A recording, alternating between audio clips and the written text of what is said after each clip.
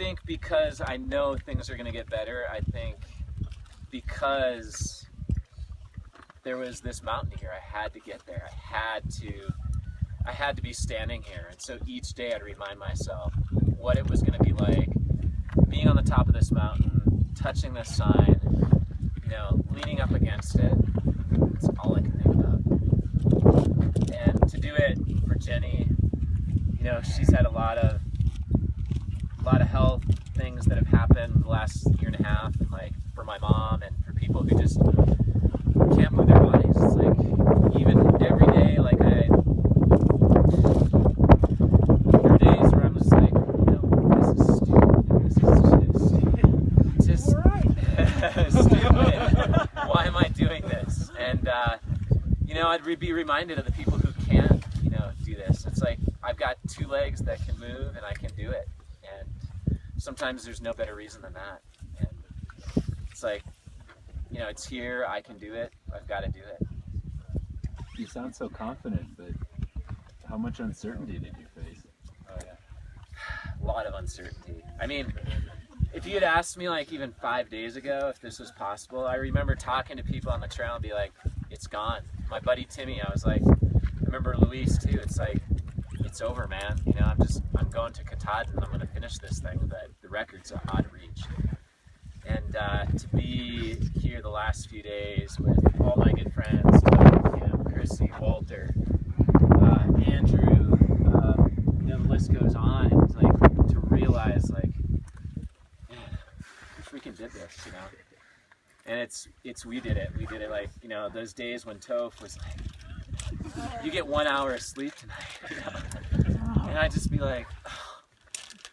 I mean, I couldn't even like comprehend that. It's like 1 hour, like, but he's like, Scott, you got to do this. I mean, even last night, I was in the van. He's like, you get 20 minutes. Wow. That's just how it is. It's like you don't get an easy. There's no free lunch. There's no easy way out of it. It's like you gotta get through the tough shit. And all these guys knew how to do that and help me through it. And then there were times where it's like, just had to put my head down and do it. No easy way. What did you learn about yourself? Come on, introspection on the spot right now.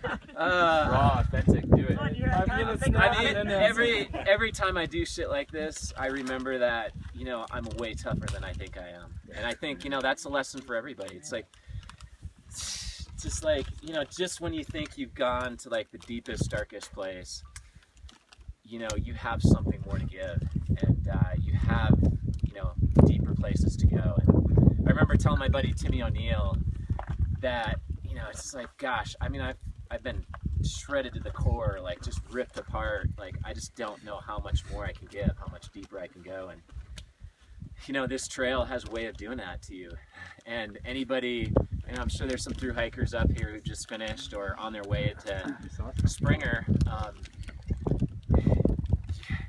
You find strength in ways of dealing with stuff that you never thought you had, and that's why I do this stuff. It's like, you know, at the other end of the darkest, deepest place, there's an ease of joy that you never thought was possible. And that's right here, right now. I mean, like I said, I cannot buy the experience of coming up this mountain and, you know, knowing what you've gone through. I mean, Jenny and I, just every step we took up this mountain, we were just talking about, like, never thought we'd be up here. You know, when my quad was blown apart, my other knee, like, I literally had two legs that were inoperational. And, somehow I made it through, and I'm here today. And that's something everybody can take home. Everybody can do that on some level. Maybe they don't have to go from Springer to Katahdin. Maybe they don't need to be you think? Crazy like me, but they can find that strength other ways. So. Take one next step. Yeah, it's insane. I can't believe I'm here. Okay. Not believe it. Are you looking forward to hiking down? No, I was hoping somebody arranged the helicopter. Yeah. Who's carrying? In fact, I would joke with thru hikers as I'd go by. I'm like, "Hey, did you hear about the chalet they put up on the top?" I'll save some cold ones for you. I'm like, "Yeah, they put the gondola in this year." And some of them were like, "What?" Yeah. You know, I'll be on a high. I'll just float down. But, yeah, I mean, even this mountain, like, just no easy way up it. Each step. But that's the Appalachian Trail for you. If it weren't tough, it wouldn't be the Appalachian Trail. So, We wouldn't be here. it wouldn't be here, yeah. We wouldn't be here. So. Are you going to go for the Sobo record? Hell no. Jenny and I were just saying, like, this is, in fact, it was funny, like, Carl Meltzer, I talked to him, or he was texting me at one point when my knee was blown apart, my quad was torn. He's like, well, you know, at least you could still get the northbound record, you know, you can still do that. And I'm like, northbound record? Like, and, you know, Jenny was like, you know, he was like, oh, well, you could come back next year and, you know, you go northbound, I'll go southbound, we'll duel it out. And Jenny's like, there is no next year. You're doing it this year or not? So, Yeah, Jenny. Way to go, Jenny. yeah, she had the motivation. Yeah. Every day she would tell me, you can do this. And she gave me that motivation, that tough love that you need. Yeah, so. So what were you going to say to Carl if you were able to talk to him right now? Well, I was going to tell him, batter up, you're next, buddy. I tried a couple times. Like, he got his answering. Yeah, you can, I'm like, you can have this stuff, man, I'm done. Will you come out and face him? What's that? Will you come out and Oh, face I'll him? come out and help him. I mean, I told him, like, I will gladly come out and I'd love to see him, like, do it. I mean, Carl came out for 2 weeks and he was instrumental in helping us. Like, Jenny and I had no clue what we were doing up here. I mean, we had a clue. We've been doing stuff like this for years, but I've set foot on this trail like 30 miles. I mean, we literally have on-sited this project. And, it's been a little daunting, and Carl came in and was like, here's what you need to do. You need to do this. You need to do that. And he was taking, you know, numbers and charts and maps, and he just loves this trail and just has a passion for it. And so he came out for 2 weeks, and so I can't wait to pay him back. I'd love to see him break this record, but you know, it'd be nice if he went this way. I think this is the harder way, but he's gonna go southbound. So and there's just nothing else like being up here on This is the Katahdin. harder way, though. Yeah, but this is also the most beautiful way. I mean, to be standing and sitting on this mountain. Yeah, there's just nothing else. So what's the sweetest piece? I'd have to say this last 5 miles. I mean, to know down at the bottom that, you know, all I had to do was go for a hike with my friends, and it was kind of just a fun victory lap. We just laughed, shared memories the whole way, and that's what it's all about. It's about just soaking in the experience, for sure. And thanks to all of you for like coming up here and waiting for me. I don't know how long it's been. It's yeah, who's been here the longest? Nine this morning. Wow. Here's the word. Give that man a glass of champagne. I'll pour some right now. Pour it out. Yeah. He actually passed us, and he was looking over. He said, "Slow him down." I thought you were gonna catch me. No, it was. So you had me moving. I flew up this thing. Oh, great. Yeah, sometimes we just need a little motivation, and got a lot of it from various places throughout this journey. So Provided quite a bit too. Yeah, well, thank you. It's been an honor to do that. I mean, it's So were you following sporting events, Western States, Hard Rock? I wasn't following anything, to be honest. I mean, You were. what's that? Sometimes, yeah, everyone else was following stuff. They give me little bits of advice, or not advice, but they give me little tidbits of the news. I mean, everybody thinks like, oh yeah, Scott. Yeah. Yeah, Dean flying not away. a chance today. So cool. Yeah, I mean, it's you don't have enough. Everybody thinks like, oh, Scott, he was like, went into town, took a nap, like it was so easy. Like the only way you do this type of thing is to be out on that trail hour after hour. And a lot of people don't think like the hours I spent on the trail, just every day, up at 6 a.m. hitting the trail, and I'd be out there till 10, 11. I broke cobwebs in the morning and I broke cobwebs in the evening. I was like, What was just- your thing? Tell me. Like, what were there like phrases? Maybe they can, We can repeat in public. yeah. What was the prettiest? You should ask them. I thought my crew, like the biggest thing, and especially these last couple days. I mean, they just kept telling me like, this you can still break this record, and I think that was the biggest thing for me because I had given up. Like 5 days ago, it was like, there's no way it's going to happen. It's not going to happen. And I knew how tough the trail was. I started adding up the numbers, and like 2 miles an hour was all the faster I could go. And it's like, there's not enough time in the day. It's like 25 to do 50-mile days, which I had to do like through a 100-mile wilderness. It's like, You were doing 25-hour days. yeah, it's like 25-hour days. There's not enough time in the day. Like I needed more hours, and no one was gonna magically make a 24-hour day or 25-hour day for me. Like, So I mean, they were saying you can do it. yeah, you can do it. And, like they were breaking the numbers down for me, and like When did you? Topher would, and Kim and Chrissy, they would tell me like, you get an hour here, you get a half hour, you get 20 minutes, and it really came down to that. It was like there wasn't a lot of extra time, and We called you it had the about- slowest nail biter. So when did you know you had the record? when did I know I had it? I would say this morning.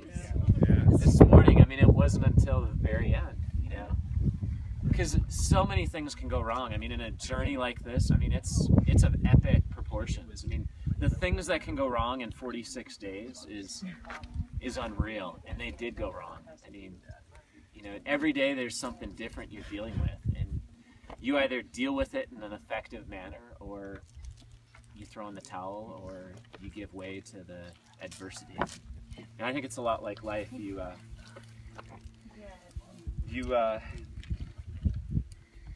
learn to deal with that adversity, or you get eaten by it. So I mean, obviously Jennifer Farr Davis.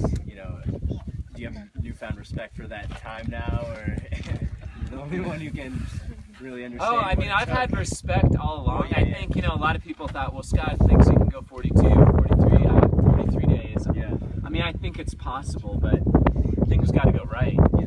But I had total respect. I mean, and that's where everybody like would joke, like, you're beating a girl's record. And like, my answer to that is like, superhuman powers, no gender, no age.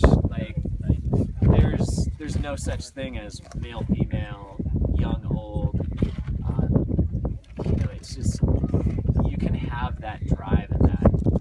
Yeah, I call it superhuman powers because there's at times where you don't know how you can have the strength. And Jen is one of those athletes and individuals where every time I'd be, out on the trail, I'd be thinking to myself, Jen was hiking this whole thing. She didn't run a step, and that gave me a little motivation too. Like, okay, if she can do it hiking, it's like I can do this run hiking. I did a lot of walking out there. A lot of people assume, oh, you just run all the time. There's no way to run up this trail. In fact, 70% of the time, it's just, it is unreal. Just how difficult it is. What was your trail name? Well, I went by El Venado because Caballo Blanco gave that to me when I was down the Copper Canyon, and there wasn't a lot of, I would definitely talk to through hikers as I went by, and I'd, sign my book in the shelters, and chat real quick with folks, but there wasn't a lot of time to get, some type of trail. Although one guy did call me the web walker. And I was like, yeah, I was busting cobwebs daybreak and then day end. And every day I was just, 6'2", hitting cobwebs left and right. So, although my crew, they had a couple different trail names for me. One was Crop Duster, because I had so much gas half the time. And then the other one was Motorboat, just because sometimes when things are tough and I'm like breathing hard, I'm just like...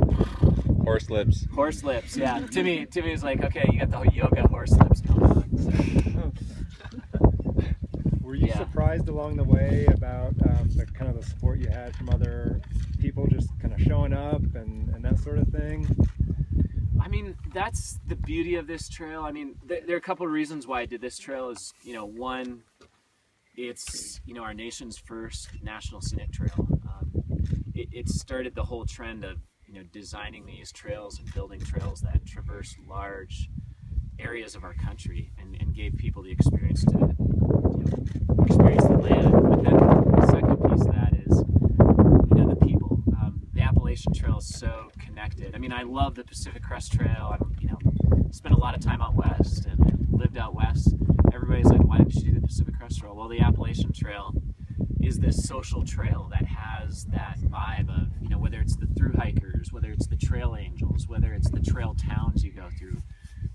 And then, of course, half the U.S. population lives within 3 hours. And so that was super special. And I think having that connection with people, there were times where I didn't see a soul for hours and hours and was out in the wilderness and out in the woods. But then other times you'd see people and just random acts of kindness and motivation. That's the Appalachian Trail. I mean, in a nutshell, it's obviously the beauty of the land, but it's the people too. That's what makes it so great. You gonna keep the beard? Jenny's like, no. Ask Jenny. In fact, I haven't never grown out my facial hair like this before in my life. But you have to do it. And there's so many cool traditions with this trail, the thru hikers, and I had to do it. It was plus I didn't have time to do anything. I mean, most nights I was lucky to take a baby wipe and shower with a baby wipe. When was the last time you showered? Yeah, how many showers did you have? How many showers? You showered in New Hampshire. Maybe once every 7 to 10 days. Wow. I mean, it was, and yeah, we slept in the van, or in the last 2 weeks, I think I slept in the van 3 times, 4 times. You took a nap in the van? 5 times. So yeah, I was on the trail a bunch. So yeah, and I slept in a hotel 4 times? 4 times the whole trail. So,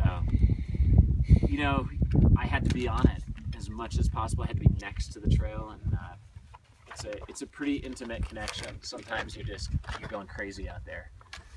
You think to yourself, like, the trail becomes you, and you become the trail. And Timmy said if we threw seeds on him, he would sprout. He was so dirty and muddy.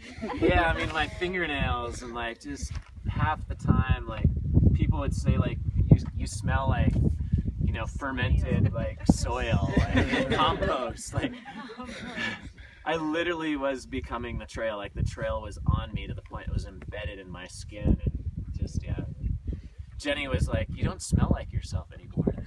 I mean, I think that's the sign of like doing something like this. You become somebody else for the time that you're out there, and you take those experiences back with you. Jenny hopes I'll still be myself, return back to my normal self, which I will. Keep the beard. Keep the beard. Scott, at the end of the first day, or somewhere around the first day, I think I said something to you like, "It's a big day, man." And you said, "Every day's a big day." What do you think about that now? They were huge days. I knew they were going to be big days, and so when I said that, it's like, there's no easy, like, one person's like, "Are you taking any 0 days?" It's like, you can't take 0 days when you don't have a record like this. And when Louis said big days, I mean, I never thought they'd get as big as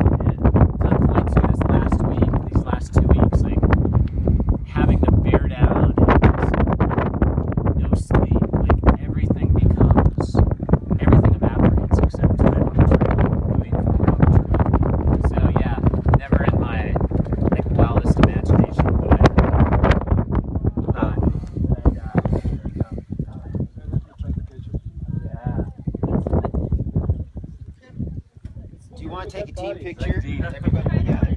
Yeah, we should. Maybe it's that smell. So cool. Yeah, the smell. Well, we lost a good friend, Dean Potter, who his spirit animal was the raven, and he always had ravens. And it was about a month ago, and right before we left, Jenny and I kick ourselves. We always had planned a trip in May to Yosemite to visit Dean, and I thought about him a lot every time I'd see a raven. And I think, yeah, you use people who have passed away or who have difficulties in their life to motivate you and give you intention each day. And for me, sometimes it was Dean, sometimes it was Jenny, sometimes it was my mother who's passed away, and you use those individuals to spur you on when you think that you can't go further, that you can't put one foot in front of the other when it seems impossible.